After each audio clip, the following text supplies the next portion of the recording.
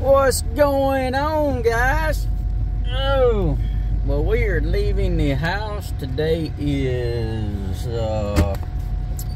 what is today? Thursday. I'm wanting to say the Thursday the 13th.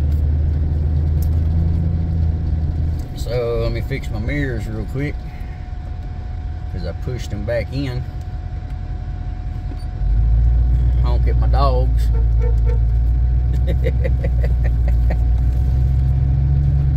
Oh, so we're going after number 333.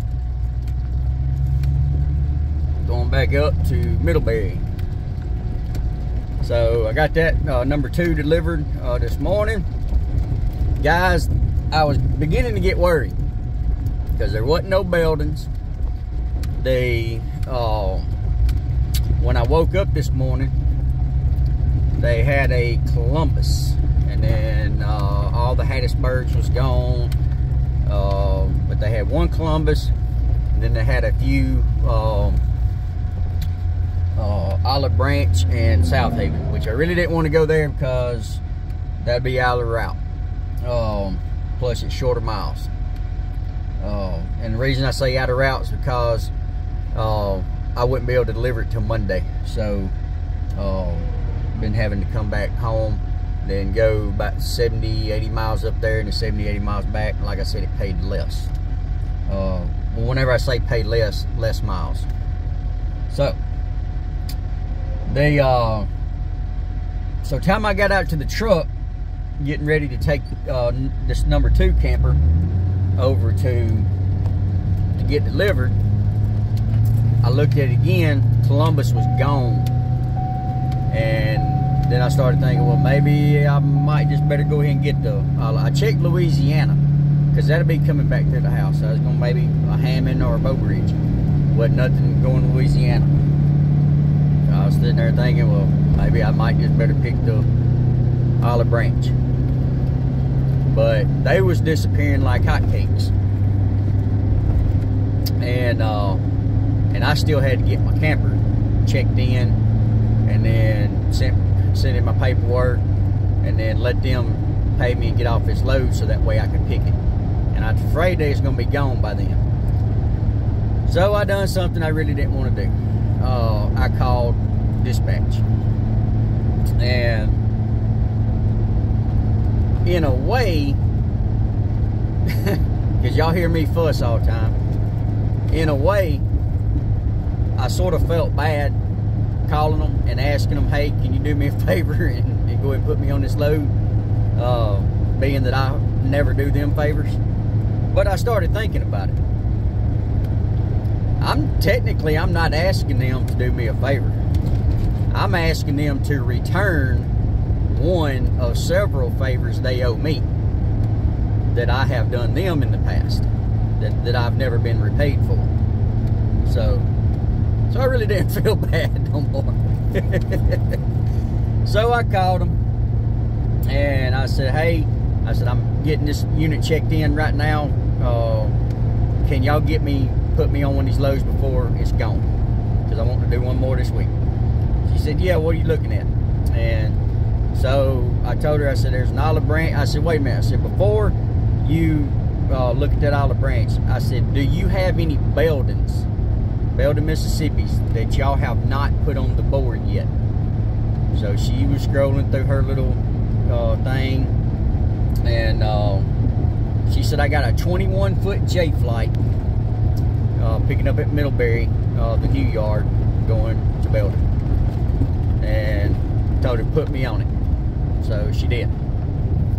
So yeah. So I got 3 Beldons in 1 week.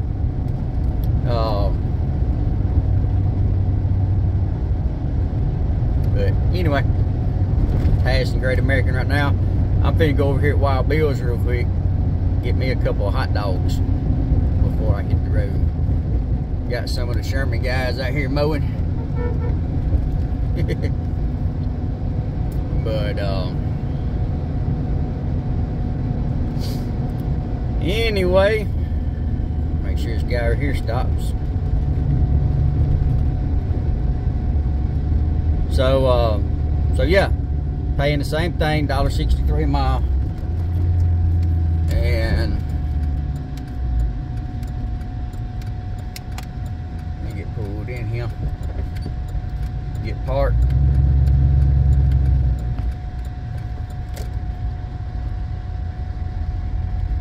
So yeah, like I said, I really ain't got much.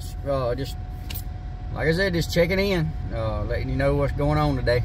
So came back home, got me a shower, brushed my teeth, all that mess, and then got repacked up. So fed and watered my dogs, all that good mess. And then also, what in the world's going on here? Tell you what, these people can't drive. They see somebody backing out. Well, there's one person up there slanted in, taking in 2 parking spaces. The other one's backing out. Another truck pulled in right behind him, and it wouldn't back up so they could back up to finish getting out. And then, I don't know. Anyway, don't get me started. But, so what was I saying? Yeah, y'all know I still got my leak. Guys, I was watching a few videos, and I haven't found the problem yet, but that video gave me an idea of something to look for. And I don't know if this is the problem. It just gave me something to look for. And so next week, I'm going to get up underneath there, and I'm going to look real close. But apparently, the pump inside the, y'all can't see, but anyway, the pump that's inside the transfer case, it's round, and then it slips over the shaft, and it has some little sharp edges around it. And that thing, it sits there and just vibrates. There's a pin that's supposed to hold it on to keep it from moving, but after a while, that pin, I guess, deteriorates and breaks off or whatever, and then the pump can just sit there and just vibrate. Doesn't move much, but it just sits there and vibrates. Well, the outer edges of the pump are so close to the housing that it sits there and just hits on the housing. And then before you know it, it wears a pinhole, and it can do it all the way around. And so being just a little pinhole, I mean, just barely enough for a needle, maybe not even that big, but enough for the fluid to seep out. And then, of course, the hotter the fluid gets, then the thinner it's going to get, so therefore the faster it's going to come out. And it makes sense because the way that he was describing it, the way that he was describing where the fluid runs down, and you don't see no puddle on the ground. It's not really even dripping. It's just seeping out and running down. Then, like I showed you, got them little teardrops that just, like, maybe once every 3 or 4 minutes, one of them may hit the ground. And guys, I mean, that's exactly what mine's doing, and it makes sense. Like I said, I don't know if that's the problem, but that's what I'm going to look for. So they make it's called a pump plate. And so you got, of course, you got to take the whole transfer case out, take it apart, take the pump out, put the plate in, then put the pump back in, put everything back together. And they said that should solve the problem. But that's still and that's if you catch it before you get the pinhole. Once you get the pinhole, then you got to get a whole new housing casing. If that's my problem and I find a pinhole, what I'm thinking about doing, just for a quick fix until I can get up enough money to get another transfer. I'm not going to say new, because I may just go to a junkyard and get one. And if I do go to a junkyard and get one, before I put it in, I'm going to put that pump plate in there. But I'm going to try, if I find a little pinhole, I'm going to try to patch it with JB Weld and see if that holds. I have done it on my fuel tank before. I just had like a hairline crack. It wasn't a pinhole, it wasn't a big gash, it was just a hairline crack where fuel was just seeping out. I mean, not running out or not leaking out, just seeping out. And I took JB Weld, I roughed the area up, and of course, you know, JB Weld, you're supposed to get a bigger hole and then sort of pack the JB Weld in there so that way it'll have something to hold to. Well, of course, I couldn't do that. And with a pinhole, you're not going to be able to do that either. So what I done on the fuel tank is I just put an area about this big around the whole entire little hairline crack. And guys, that's held for 2.5 years and hasn't never leaked. So so if I find a pinhole, that's what I'm gonna try. Will it work? I don't know, but but like I said, first I got to find the leak, and then I'm gonna try that. If it works, guys, I'll let you know if it works. If it don't, I'll let you know it didn't work. So but like I said, maybe that'd be a quick fix. And whether it's that or whatever it is, I just hope I can go ahead and find the problem, because I'm getting tired of it.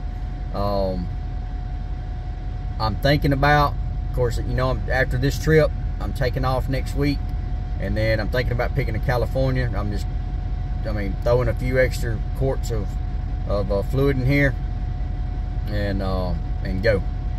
I'm gonna be worried, but guys, I gotta make the money.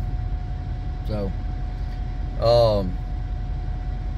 and then as far as so this morning, after I got done delivering that camper, I came home, and so I ran 2 trips since the last time I topped it off. And like I said, guys, it's not leaking much, but I just want to keep an eye on it, because I do not want it to run dry and then burn that transfer case up. So whenever I topped it off, I mean, I topped it off this morning again, and it held like, I don't know, between an eighth to a quarter of a quart. So like I said, it's not much, and that thing's supposed to hold 3 quarts. So so I just want to keep a check on it, make sure that it's not leaking more than what I'm thinking it is, or it's getting worse or whatever. But yeah, I don't know. So just hope I can find it. But anyway, that's the little daily I guess video for today. Finna head up, and guys, like I said, y'all haven't been watching my dailies. I'm doing 3 Beldens back to back to back in 1 week, so in 6 days. And so I'm on my third. I'm going after my 3rd one right now. Whenever I get back, I'm gonna do all 3 videos, or all 3 trips in 1 video. And at the end of that video, I'm gonna do a complete breakdown. I mean, 100% complete breakdown, from what it paid, from what each load paid, from what for all 3 trips paid, how much fuel I used, how much money I spent on fuel, how many miles it was, how many what do you call it, how much money I saved on fuel by my fuel discount.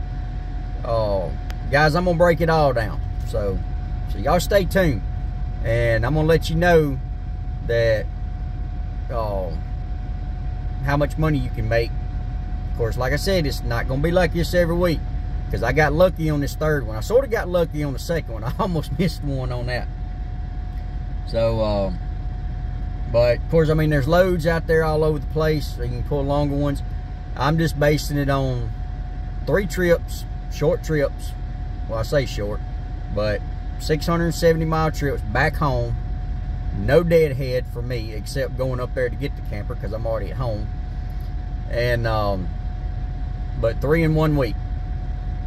And how much money can you make doing just trips like that. So, but y'all stay tuned, like, share, subscribe, hit that bell notification, and so I guess I'll see y'all tomorrow, I guess. So, all right, if the Lord's willing, I hope He is. All right, talk to y'all on the next one. Y'all be safe. Semper Fi.